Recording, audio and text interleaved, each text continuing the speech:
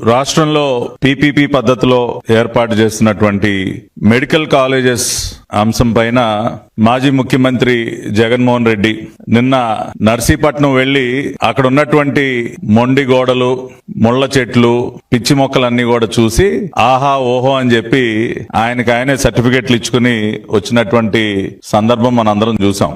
ఆయన ఈ మధ్య పదే పదే చెప్తా ఉన్నాడు కదా, ఆగి చూసి ఆహా అనాలంట. నిన్న కూడా చాలా అద్భుతంగా అక్కడ ఉన్నటువంటి మొండి గోడలు, స్లాబులు లేనటువంటి బిల్డింగులు, పిచ్చి మొక్కలన్నీ కూడా చూపించి చాలా అద్భుతంగా ఆయనే ప్రశంసించుకుని నానా రకాలుగా అనరాని మాటలన్నీ కూడా అని బురదల్లే కార్యక్రమాన్ని కొనసాగించి రావటం జరిగింది. నిన్న ఆయన ప్రత్యేకించి జీవోల గురించి మాట్లాడుతా ఉన్నాడు. చేతిలో ఏదో ఒకటి రెండు జీవోలు పట్టుకుని ఇదిగో నేను జీవో ఇచ్చా, ఇదిగో జీవో, ఈ జీవోలో అది ఉంది ఇది ఉంది అని చెప్పి జీవోల గురించి మాట్లాడుతూ ఉన్నాడు. సాధారణంగా ఎప్పుడు కూడా ఏదో జీవో కాగితాలో లేదంటే ఇంకొక రకమైనటువంటి పత్రాలు పట్టుకుని మాట్లాడే అలవాటు మనోడికి లేదు. ఎవడో రాసిచ్చినటువంటి స్క్రిప్ట్ చదవటం తప్పితే సాధారణంగా జీవో కాపీ పట్టుకొని నన్ను పట్టుకున్నాడు. మంచిదే, మేము కూడా అదే కోరుకుంటా ఉన్నాం. జగన్మోహన్ రెడ్డి ఇచ్చినటువంటి జీవోల గురించే మాట్లాడాలని కోరుకుంటా ఉన్నాం.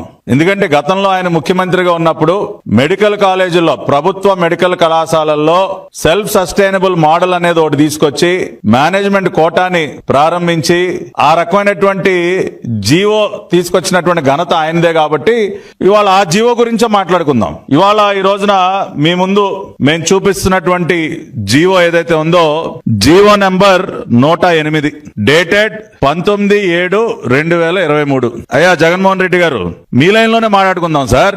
జీవోల గురించే మాట్లాడుకుందాం. ఇవాళ ఈ జీవో తమరే కదా ఇచ్చింది, నిన్నేదో గాలిలో ఊపుతా ఉన్నారు ఆ జీవో ఈ జీవో అని చెప్పి. ఈ జీవోని కూడా చూపించండి సార్, ఈ జీవో గురించి కూడా మాట్లాడండి. 19/7/2023 రాష్ట్రానికి ముఖ్యమంత్రి మీరే, జీవో నంబర్ 108 ఇచ్చింది మీరే.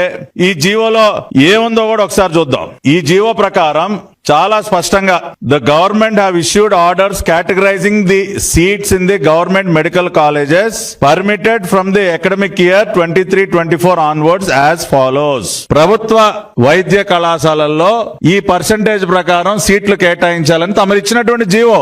ఏముంది జీవోలో? 15% of total seats in each new government medical college shall be allocated to all India quota. 15% all India quota. Okay. Out of the remaining 85% of the seats, 50% of seats are categorized as competent authority అంటే general category. మిగతా 85%లో 50% general category అంటే convener quota. మిగతా 50% ఏం చేశారు sir తమరు? 35% of the seats as competent authority self financing. గతంలో లేనటువంటి self financing విధానానికి శ్రీకారం చుట్టి 35% సీట్లు ప్రభుత్వ వైద్య కళాశాలల్లో ప్రవేశపెట్టింది మీరు.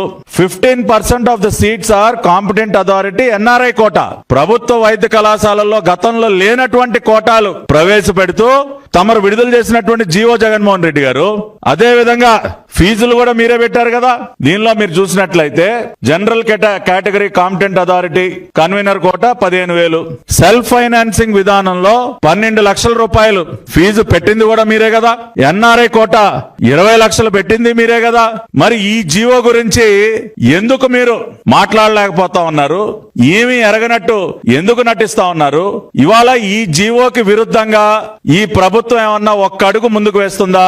ఇదిగో ఈ జీవోకి విరుద్ధంగా ఈ ప్రభుత్వం పనిచేస్తా ఉంది అని మీరు రుజువు చేయగలరా?